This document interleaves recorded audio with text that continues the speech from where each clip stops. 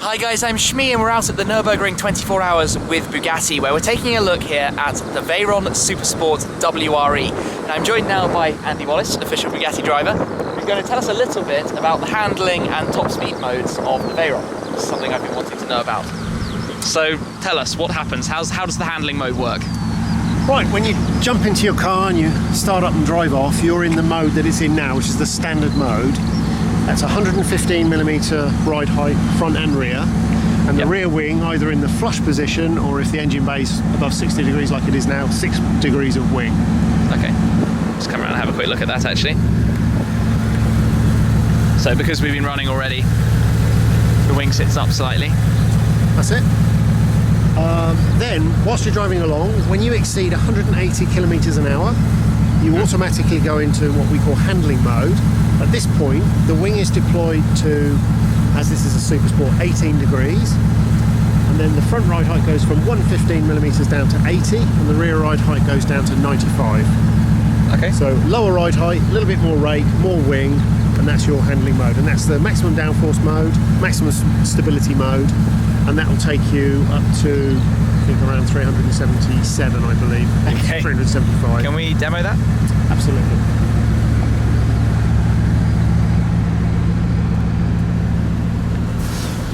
Button to the right of the gear stick. Wing deploy. The wing deploys first. Then we can watch the front suspension going down and the rear. And now it's just sat a little bit more planted, a little bit more aggressive. That's it. I mean, on top of that, you're also lowering the centre of gravity too by lowering the car. Okay, yes. And you have a handling notice in the central dial. And then if you want to go a degree more, so top speed key. Then if you want to go really, really fast, what you do, you have to stop the car first. Oh, okay. Place this speed key, as we call it, into a key slot down the side. You click the key, and at this point, the ride heights, which are already dropped, go down even further to 65 on the front, 70 on the rear.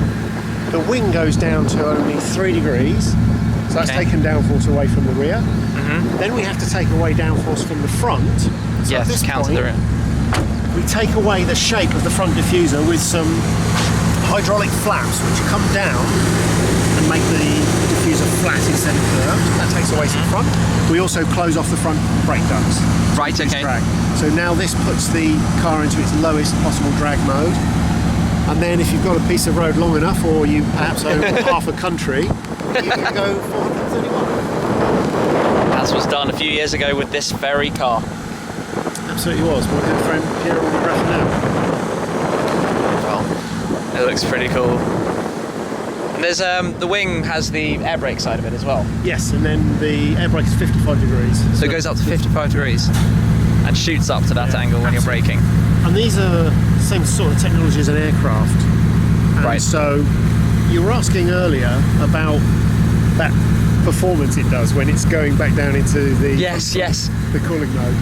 So when it sees the engine bay has dropped back down to 40 degrees plus another 300 seconds at that temperature, the wing does its very interesting thing where it goes back down to its park position. Now the reason it does that is really to warn you to get your fingers out, because there's no pinch protection for your fingers.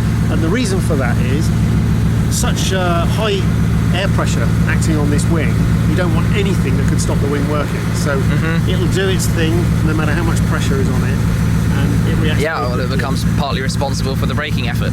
That's right, and also the aero centre of pressure. So not only when the wing goes up, not only does it add from high-speed mode to braking, is almost double the drag, it also brings the aero centre of pressure rearward.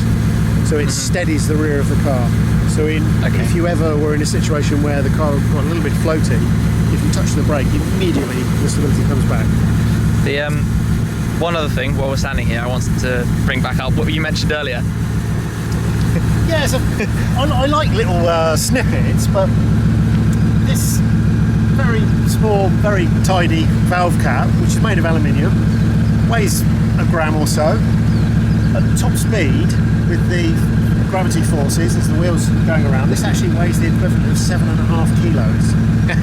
So it gives you some idea of the stresses and strains on the wheels and the tyres at those speeds, which is why everything has to be engineered to such a high degree. If that little part goes up to that weight, you just got to think sort of what the tyre and the edge of the with the wheel and everything, and the forces they have to handle as well. That's right. The other thing we discovered when developing the car was that the standard Schrader valve, the spring isn't sufficient to keep it closed at that speed. Yeah. So as you reach close to top speed, the air starts to come out of the tyre. So we had to re-engineer that. The other thing too is the tyre pressure sensor.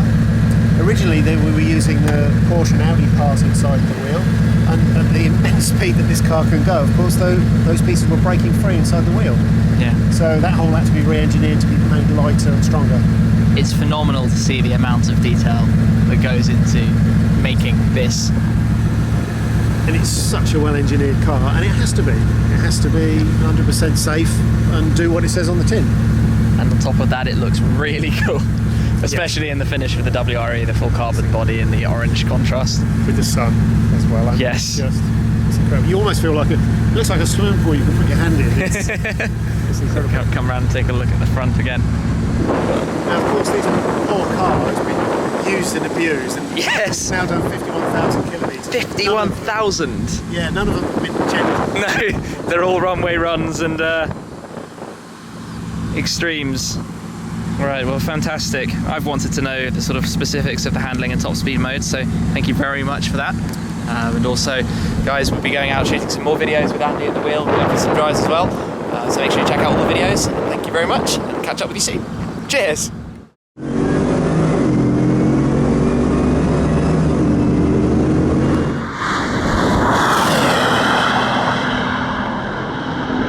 Allows the rear of the panel to be lifted up and then the front pulled out. There are some pins on the front